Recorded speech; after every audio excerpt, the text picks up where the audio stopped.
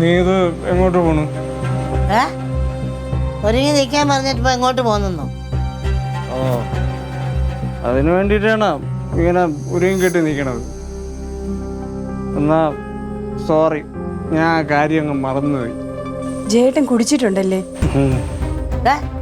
കുടിച്ചിട്ട് ഈ ഭവനത്ത് കയറുന്നത് ഇന്ന് രാവിലെ കൂടെ ഞാൻ പറഞ്ഞതേ ഉള്ളൂ. അയ്യോ, കുടിച്ചു പോയി, ക്ഷമിക്ക്. അതിന് കാരണക്കാരി ആരെന്നറിയാമോ? ദേ ഇവളാ. ഞാൻ എന്ത് ചെയ്തിട്ടാ? നീ ഒന്നും ചെയ്തില്ലടി, അത് തന്നെയാണ് പ്രശ്നം. ഞാൻ നിന്നോട് എത്ര തവണ പറഞ്ഞടി ആ ജിമ്മിൽ പോവാൻ.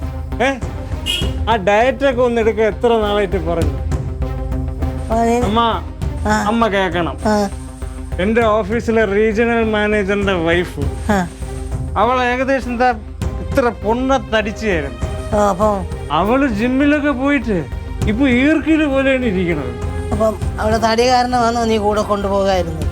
സത്യം, എന്റെ ഫ്രണ്ട്സൊക്കെ ഭാര്യമാരുമായിട്ട് വരുമ്പോഴേ കാണാനൊക്കെ എന്തൊരു ചേർച്ചയാണെന്ന് അറിയാം. ആ ഇടത്ത് ഞാൻ എവളെയും കൊണ്ടുപോയാ ഇവളെന്റെ അമ്മയാണോ?